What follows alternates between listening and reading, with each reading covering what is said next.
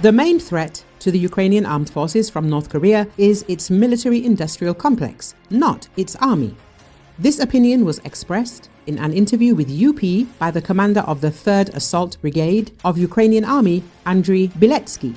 According to him, the threat is posed by their military-industrial complex. For example, the volume of artillery ammunition that the North Korea supplied to Russia is comparable to what all NATO countries provided to Ukraine in 3 years. It seems to me that the influence of the North Korean military-industrial complex on our war is an order of magnitude greater than anything that Korea can put on the battlefield. What the North Koreans have supplied to the Russians is, plus or minus, the same amount of artillery ammunition that all NATO countries have given us in almost 3 years. This is a problem, Biletsky emphasizes. He admits that these munitions are of poor quality. Even the Russians immediately recognize North Korean shells due to their low accuracy. However, they exist, and without them, the enemy would have a serious shortage of shells. In addition, the ballistic missiles that attack Kyiv, Odessa, or Mykolaiv have also come from North Korea. Therefore, their military-industrial complex is a serious problem for us, while the participation of North Korean soldiers in the fighting is unlikely to become a significant factor, says Biletsky. According to him, the participation of even tens of thousands of North Korean soldiers in the war will not significantly affect the course of military operations because modern warfare requires high-tech equipment and the latest tactics.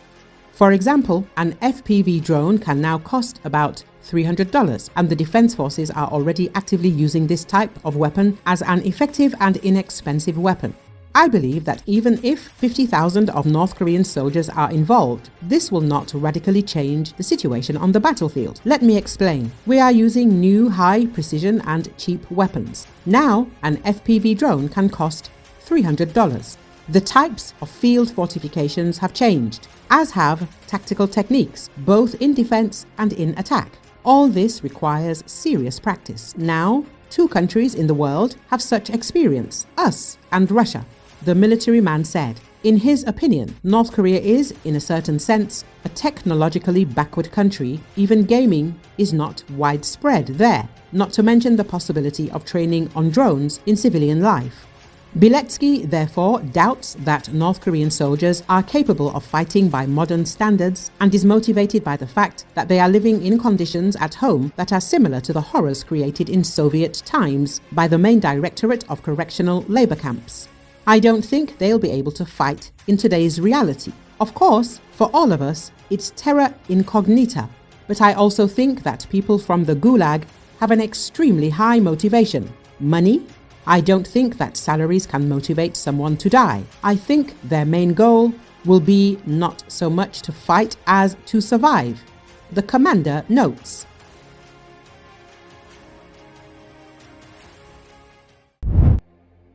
Israeli airstrikes hit Beirut's southern suburbs and the southern port city of Tyre on Friday, after the Israeli army issued several evacuation warnings, saying it is targeting Hezbollah sites in Lebanon. The strikes came dangerously close to center of the city. One hit a building housing a gym, medical and beauty clinics, located just meters from a Lebanese army base. What's in the building to target? This attack they carried out on us in this building is a criminal and vile act, said local resident Hassan Nadi. Because if their intention is targeting Hezbollah, this building has nothing to do with Hezbollah, he added. Nadi said he purchased an apartment in the building last year but had not yet moved in. He allowed a displaced family to live in it, and had to urgently ask them to evacuate after receiving the warning Friday. The blast sent plumes of smoke into the air and shattered glass in the vicinity. No casualties have been reported, but the strikes caused damage to nearby infrastructure and a key road connecting central Beirut to its southern suburbs. We remain steadfast, said Ali Daher, an employee at a mall facing the targeted building. Everything that is lost can be replaced, and whatever is destroyed can be rebuilt in no time. In Tyre city, the Israeli military conducted multiple airstrikes after a series of warnings, claiming the targets belonged to Hezbollah's Aziz unit, accusing it of firing projectiles into Israel. The Israeli army also conducted multiple other airstrikes across Lebanon, many without warnings, as heavy fighting between Israeli troops and Hezbollah in villages along the Lebanon-Israel border intensify.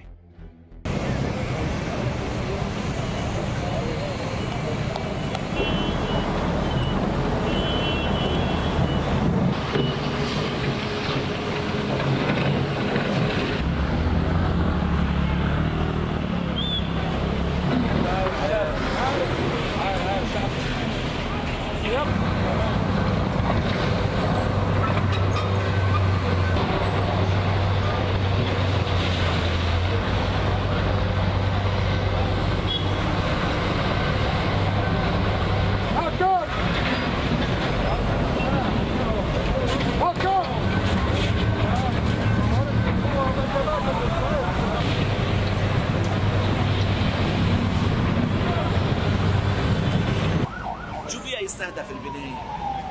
هيدا الاعتداء اللي اعتدوا علينا فيه بهاي البناية، هيدا اعتداء مجرم سافل، لأن اليوم إذا أنت عم تقصد بنية حزب الله، اليوم ما فيها حزب الله، ما فيها شيء. ما بعرف اعتدائكم شو هو بأي سبب كان.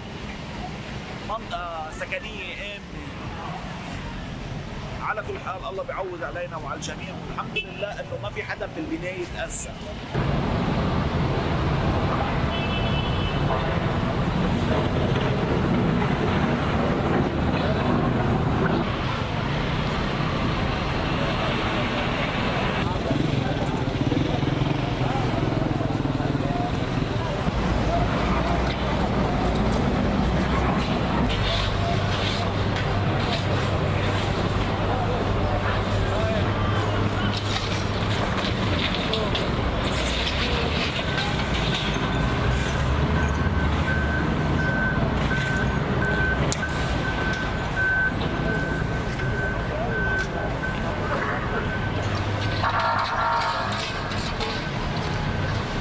صامدين وكله بيروح وكله بيتعوض، كل اللي بيتهدم ب10 دقايق بيرجع بيتساوى.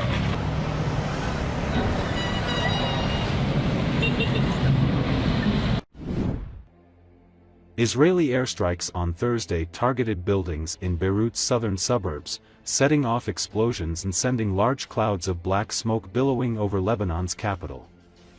In a warning notice posted on X prior to the strikes, a spokesman for the Israeli military said that the airstrikes were targeting Hezbollah facilities and interests, without providing further details. Since late September, Israel has dramatically escalated its bombardment of Lebanon, vowing to severely weaken the Iranian-backed Hezbollah and end its barrages in Israel that the militants have said are in solidarity with Palestinians during the war in Gaza. More than 3,400 people have been killed in Lebanon by Israeli fire, 80% of them in the past 8 weeks, according to Lebanon's health ministry. Israel has said it wants to ensure that thousands of Israelis can return to their homes near the border.